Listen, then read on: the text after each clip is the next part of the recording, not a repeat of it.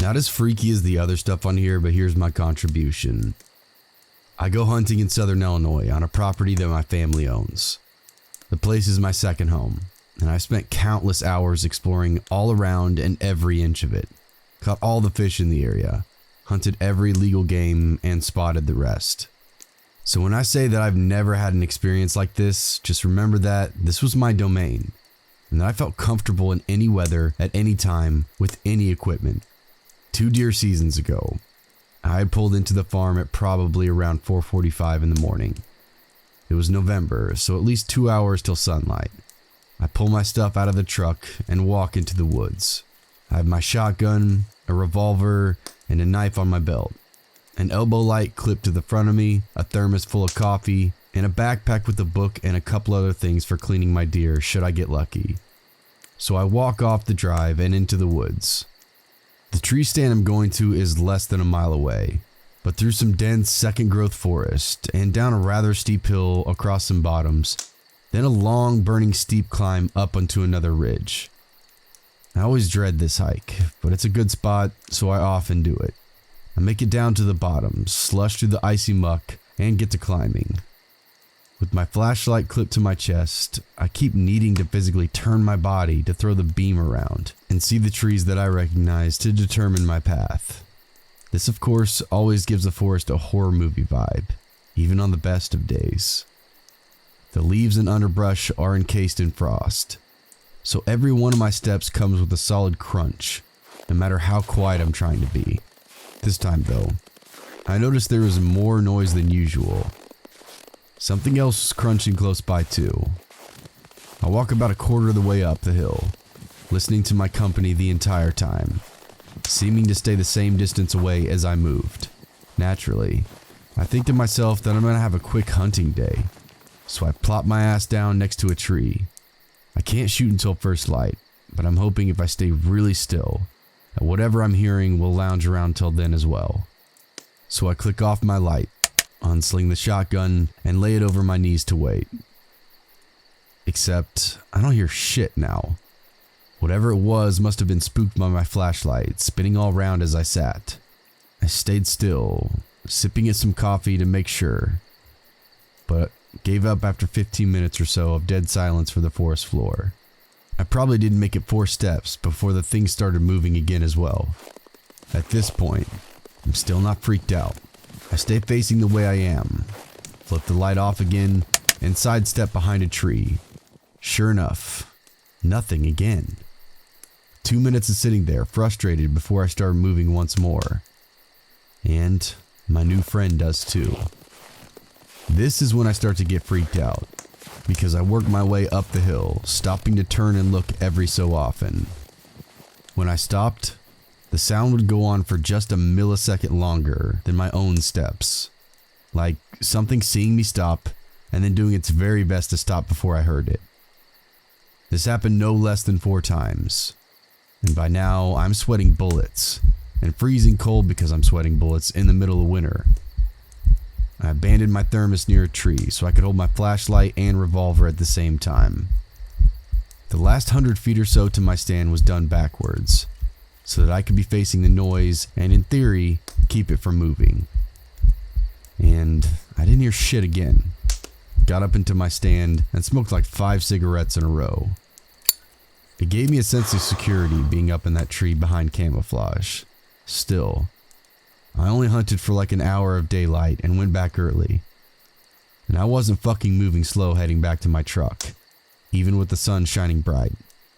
I haven't told my family about it because they probably wouldn't believe me, but damn, it was freaky. The sound, and when it decided to happen, felt very human, which it likely was, as poachers and trespassers would occasionally wander onto our property. Still, ever since then, when I go hunting, I'm much better about letting people know where I'm going and for how long.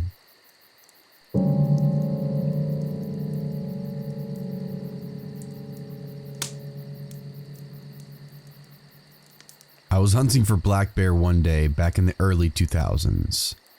The area I was hunting was in northern Clinton County. My ex-brother-in-law and I enjoyed the area and spent many a season scouting and hunting these lands. This part of the country is filled with long hollows, steep inclines, and hard to access trails. We both like doing our own thing and hunt separate terrains. I would often drive down into the hollows while he scoured the ridge lines, hoping to get a shot at whatever I pushed over the tops. We both carried pretty bumped up two-way radios to keep a general idea of where one another was at, although often the terrain made it too difficult for good reception. This day was a typical Pennsylvania bear season day. It was on a Wednesday, third and last day of the brief season it was back then. The woods were quiet, with no distant whooping and yodeling of various opening day camps pushing drives through the woods. The weather was cold, gray and windy when we separated to begin our hunt and continued throughout the day. I spent the day still hunting down this long hollow south of a little town in north central Clinton County, with the idea of meeting my brother-in-law at the top of the ridge that we agreed upon around 4 p.m., giving us plenty of time to hike together for the few miles back to his truck. After hunting all day, I found an old game trail that appeared to meander its way up onto the ridge line toward where he would be waiting for me. After close to an hour, maybe around 3:30, I made my way 2/3 of the way to the top, stopping often, scouring the slope for that jet black fur of roaming bear. Along the trail, I came upon a long ago used fire ring. It was very rudimentary in its build and appeared to be used only once. The ring's rocks were covered in lichen and only had the faintest of traces of black from a long ago fire. I found it odd that a fire ring would be here, considering the steepness of the slope, but it was very small and somewhat leveled edge. There, I figured I would sit and eat the rest of my packed food, sit still hoping to catch a final chance to see a bear. All the while though, it felt odd, somewhat unwelcoming, like I shouldn't be there. Felt like I was a forbidden interloper on someone's vaulted spot. I sat for maybe 20 minutes and thought it was time to continue the trek upwards to my bud. As soon as I stood up, I slung my backpack on and reached down to sling my rifle over my left shoulder. As I stood up, I heard my name called loudly. It didn't really sound like it was behind me, rather all around my head. And just as I was going to turn around, my rifle was slapped off my shoulder. I felt the force and heard the sound of something slap against the wood of my stock. I crouched quickly to save my gun from dashing onto the rocks at my feet. I grabbed it just in the nick of time and turned around quickly with a mouthful of motherfucker for whomever I thought was going to be my brother-in-law jacking with me. But there was nobody there. Absolutely no way anyone could have rushed off without me seeing them or hearing them. I felt a sick feeling in my churning stomach, chills throughout my body. I muttered a few Hail Marys and sped up to the top of the ridge. Met my brother-in-law and quietly we hiked our way out of the woods to his truck, inside the spreading dark of evening. This has bothered me for years, and I have not been back to those particular woods since. Someday, I may hope to.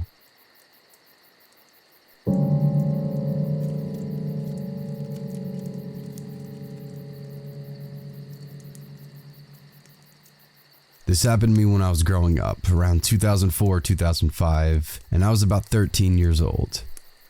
It took place in a rural area, a good ways outside of the town of Uvalde, Texas. The town itself was really small, and back then not much to look at. It's just one of those towns that really isn't on the way to being anywhere important. My father knew someone who owned a deer lease that was about 1,000 acres down outside that area and was complaining about a ton of hogs that were tearing up their land. Being open season on hogs in the south, my dad thought he would surprise me that summer and take us down for a week to go hunting for those hogs. Not only did that help him with networking for his job, but also gave us some quality father-son time. I remember the drive down there from Dallas was torture. It was about 7 hours in my dad's hardtop Jeep Wrangler. That car was so uncomfy. I hated it. All I had to do was either stare out the window or try to beat Super Mario Land 2 on my Game Boy Pocket, something I was never able to accomplish in my youth.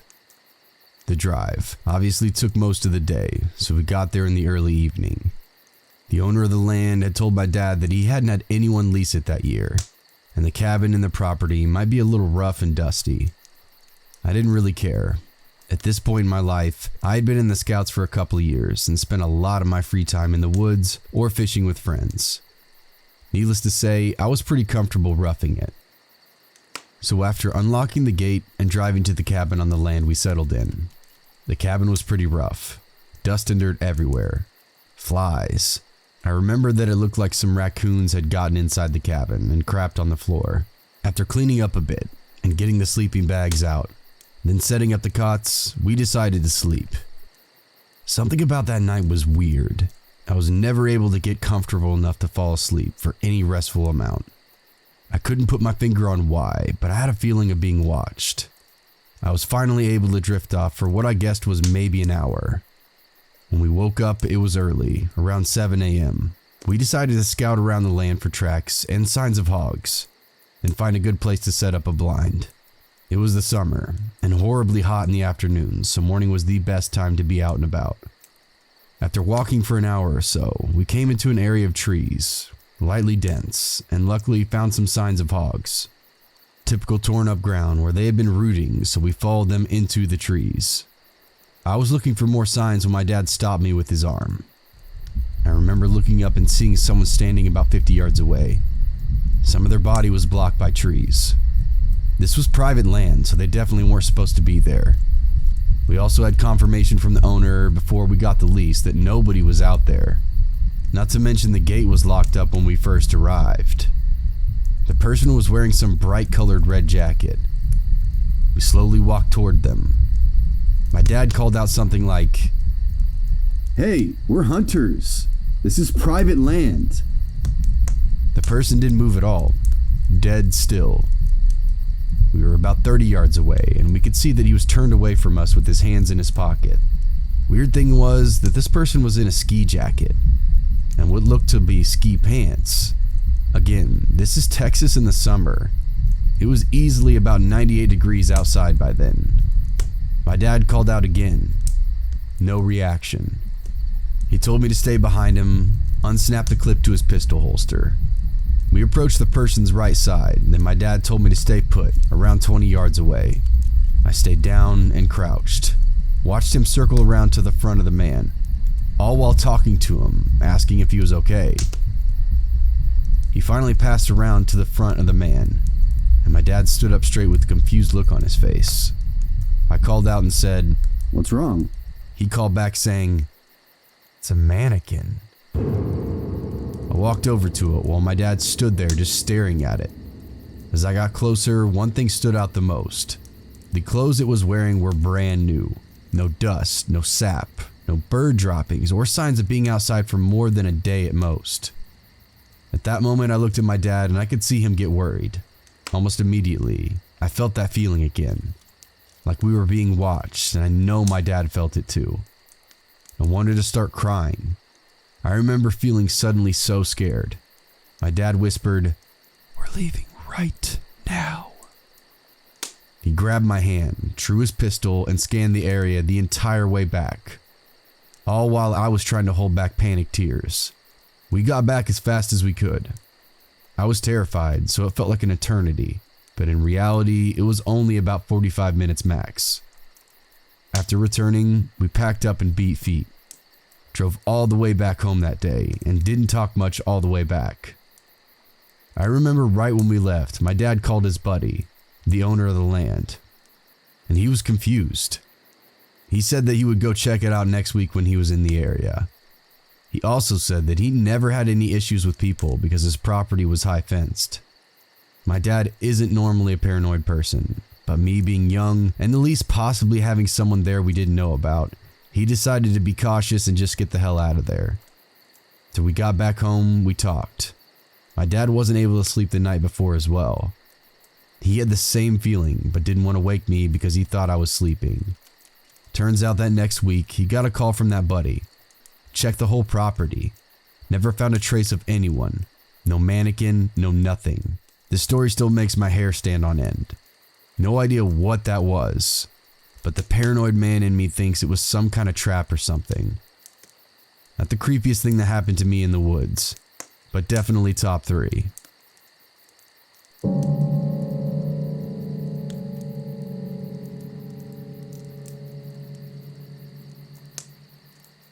I'm a hunter.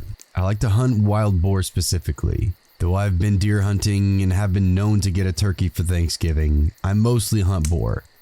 For those of you who don't know, boar are a big problem in the United States. A sow can have 2 litters a year, and it's not uncommon for a litter to consist of 10 or more pigs. Given that pigs eat anything and everything, it's not hard to see why the Department of Fish and Wildlife make it legal to hunt them with almost no restriction. In my state, it's illegal to hunt most large mammals with night or thermal vision scopes, with exception of the boar and coyotes. I've been saving for a year, mostly fun money. It's hard to explain to your wife that a scope that cost literally twice as much as the rifle I was mounting it on was actually worth it. But I did it. I took it to a range and sighted it in. There was an area that was peppered with boar activity that I knew would be perfect for a night hunt. It was easily accessible with my truck, with easy spots to find that I could set up in that overlooked a large, easy to navigate clearing. The night started uneventful, mostly me tinkering with my new toy, cycling through the settings. I was a little impatient. I had spotted multiple deer, but they were out of season, and like I mentioned earlier, my current setup wasn't legal for deer. I moved to another spot I'd seen days earlier. It probably wasn't much better than my first, but gave me something to do with a new angle to look around with my new scope. After an hour or so of glassing the area, it dawned on me. This spot doesn't have much animal activity at all. No rabbit or owls. The deer I'd seen were hundreds of yards from where I was. Why was this pocket of land so dead at night, but lively in the day? I'd set up around 10 p.m. and was about 2 a.m. when I started to think about packing up and maybe setting up a target before I left, and taking some practice shots. I heard a crunch come from the direction I came from before. I panned my scope over and saw the silhouette of a small bear pushing through the bushes. It's important to note that my scope isn't exactly quote-unquote night vision. It's a thermal scope, kind of like a black and white version of what you see in the Predator movies. I adjusted my range and zoomed in a little. I remember jolting a little when I saw that it actually wasn't a bear. It was a man. But because he was so low and hunched over, I thought I was looking at a young bear. Is it a game warden? No, it couldn't be. I would have seen headlights coming up the road from where I was perched. And where the hell could he have walked from? It was 30 miles away from anything.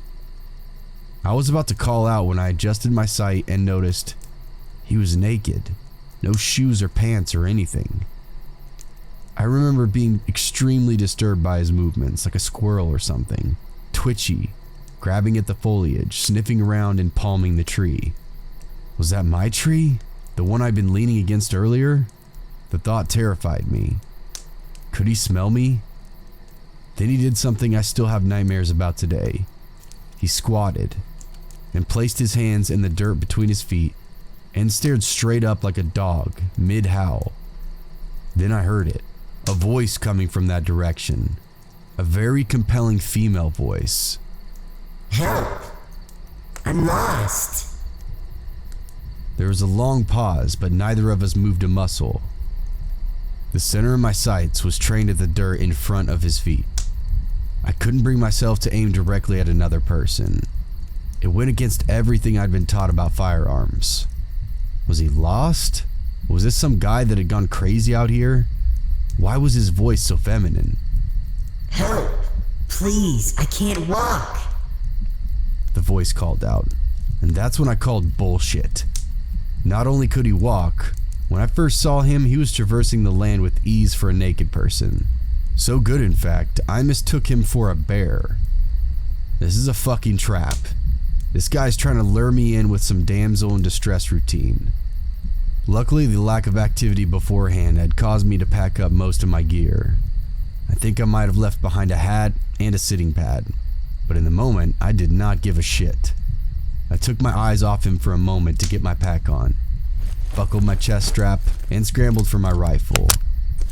To my horror, he was in the same position, but his face was staring in my direction, and I swear I saw him smile. The thermal scope has an effect that makes animal eyes appear white. How the hell had he heard me get up and put my gear on? He was easily 150 yards away. Fuck off! I screamed in that direction. He stood upright, and it hit me now how tall and skinny he was. Easily 6 foot and very lean. He took a couple of long strides in my direction, and I instinctively sent a round sailing above his head into the tree line. He was freaky as hell, but he really hadn't threatened me. What would I tell the cops? I was unwilling and unready to shoot someone. He stopped dead in his tracks and hunched down on all fours. The next one will fuck you up. Go away. He stayed on all fours this time. I had my sights trained on the center of him. His eyes were just above the grass like a large cat or something. I was trying to stop trembling and knew that my voice had cracked a little on that last warning. I was terrified. That standoff probably lasted only a minute or two, maybe even less, but it felt like forever. In an instant, he bolted left towards the tree line opposite the road. So much for not being able to walk. I could barely keep him in my scope, he was moving so fast. He disappeared into the brush, and I sent another bullet sailing high in his direction. I racked another round and tried to pocket that mag and swap for a fresh one. But I dropped it and didn't bother looking for it. I wasn't far from my truck, and I wanted to get the hell out of there. I could hear him in the distance, yelling this weird sound that could have almost been a laugh or a cry. I scrambled up the trail and arrived at my truck breathless, tossed my gear into the cab, but kept the rifle in the passenger seat, and then sped off. For the longest time, I told that story from the perspective of having spotted some deranged crackhead, living off the land like some kind of caveman. I reported it to Fish and Game, but all they did was scold me for hunting at night alone. Never did receive an update. It wasn't until I told the story at a camping trip that my nephew told me about wendigos, rakes, and skinwalkers. My story scared the piss out of him, because the spot we were technically camping in was the same forest I'd seen that bastard in, just 50 miles east. He was so spooked, his mom had to take him home, and she was really pissed at me. I've gone down the rabbit hole on these scary stories. I'm not saying what I saw definitely was a wendigo or skinwalker. I'm saying that if such thing exists, I may have dodged quite a bullet that night. Or maybe it was just a tweaker being Donnie Thornberry in the middle of the night. Either way, I thought I'd share.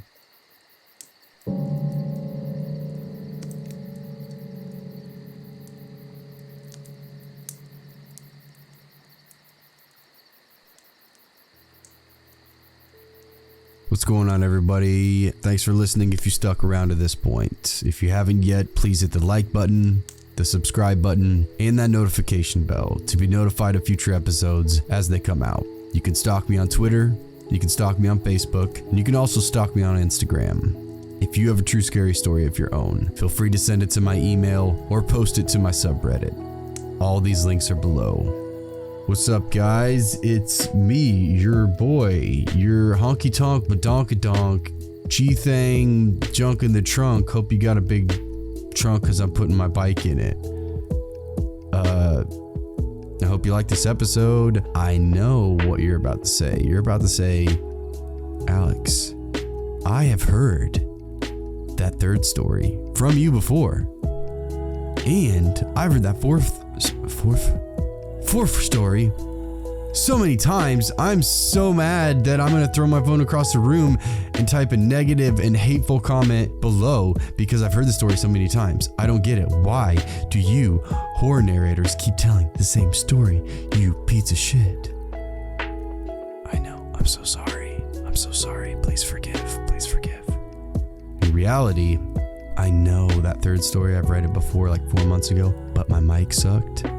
And I've gotten better, and I wanted to make it better, so that's why I said it again and did the story again. And the fourth story, actually the third and fourth, oh my god, I can't say fourth today. I cannot say fourth. That third and fourth story are two of my favorite hunting stories I've ever heard. They both gave me like serious chills and creeped me the fuck out when I've heard both of them. So I wanted to do those two, and hopefully you're okay with listening to them again. If not, just delete me and put your phone in the toilet, and then they'll go away forever.